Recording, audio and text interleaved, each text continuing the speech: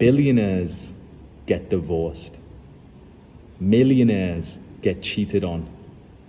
World star athletes get cheated on by their girlfriends and wives, and those girlfriends and wives get pregnant from some random other guy, and they make this world-class athlete, like, they make him believe that he's the father.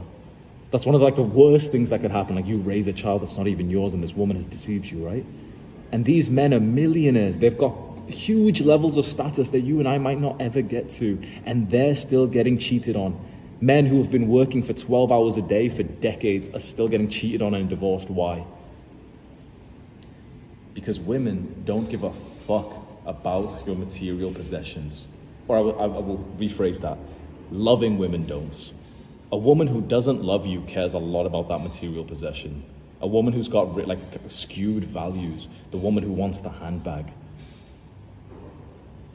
If you think that working hard and building money and providing for her is going to keep her faithful to you, you've been sold a lie. And it sounds crazy what I'm saying. It really sounds crazy. I'm saying that a woman might still cheat on you even though you've been working hard to provide for her. That's wrong, right? Well, it's only wrong if you believe that women should be a certain kind of way that they're not. Because a woman genuinely, they care very little of you providing and making money. They really, really care very little. You've been sold a lie. You've seen these disgusting Fresh and Fit podcasts, Red Pill podcasts, where they bring in stupid, unintelligent women and they ask them so what does a guy need? And they'll say oh yeah, 100K, 200K. And this is what we've all every young guy these days is watching these stupid, disgusting podcasts thinking, oh man, yeah, see, women just want a guy who's got 100K. They want a guy who's 6'1". And I can't believe so many guys haven't taken a step back to think, wait, these are degenerate, unintelligent women who are also being interviewed by degenerate, unintelligent men, disgusting men with herpes. Men who literally when they take a piss, their dick burns. This is the content you're watching and what's building up the views of your mind of what women are actually like. It's, of course, not an accurate representation.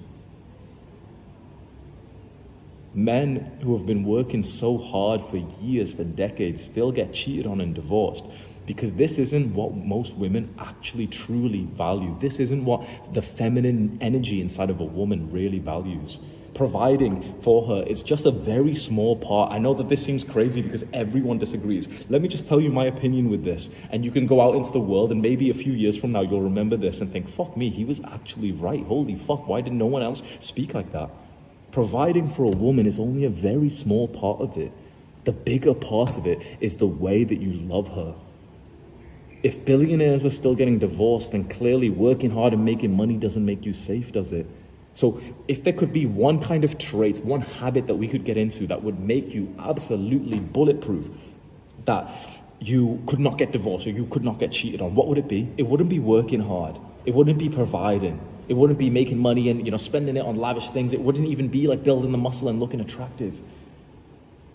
I am sure that the thing that you could do that would literally guarantee a beautiful, committed, faithful relationship for your entire life with her is more of the spiritual side of things, spirituality.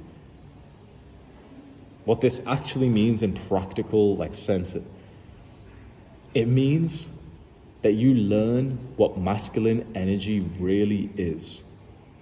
Because it's not about this cultural idea of working hard. It's not about the money. It's not about the big macho, here I am, I've got muscle, yes, I'll use a deep voice. It's not about that. Masculinity, in the spiritual sense, is consciousness. Masculinity is presence. So you've probably heard of some things about mental health and Buddhism and this kind of mindset that we aren't the thinker. You've probably heard that before, right? So those thoughts that we have in our mind, people have a lot of mental health problems because they believe that they are those thoughts and they allow those thoughts to control their mind. But when you start to study some mental health practices and spirituality, you start to realize that you're not actually the thinker. You're kind of the consciousness behind the thinker that hears the thoughts, that feels the feelings. Does that make sense? Hopefully it does, right? Masculinity is the pure consciousness. It does not change. It is just still.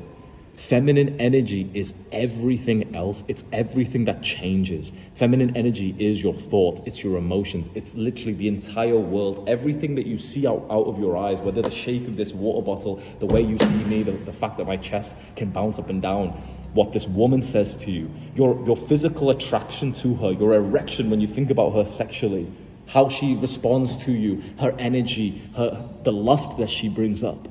These are all feminine energy. It's the changing that you've heard before, that, feminine energy is a lot more chaotic. It's like the ocean. Feminine energy is change. Masculine energy is stillness. The way to get to these deeper levels of love that no one online is talking about is to achieve more of your stillness in life. Is to achieve more of this pure consciousness. And you want to know why no one's talking about this online? Why none of your favorite male influencers are talking about this? Because they can't sell you a program about this.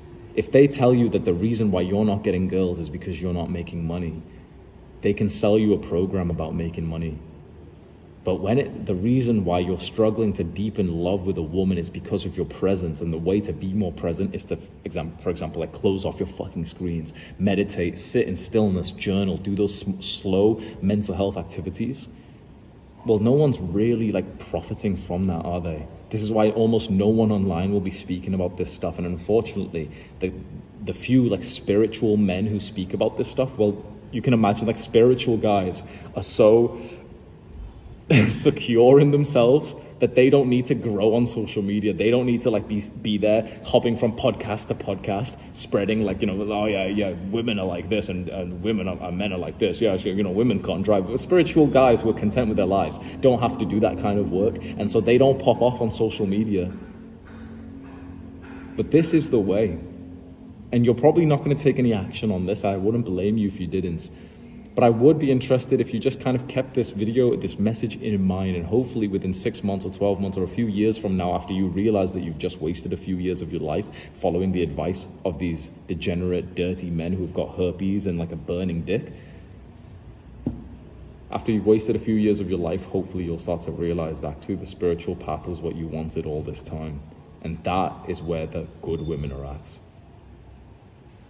I'm teaching a lot more of this stuff inside of my online community called Adonis School. There's a top link in the description. So if you want to learn how to attract a beautiful feminine woman in the no bullshit real way, which isn't about all this material possession bullshit, that's what we've started teaching inside of Adonis School. Go click the top link in the description right now. You can watch this video as well if you want to. Do the hard work, especially when you don't feel like it. Mwah!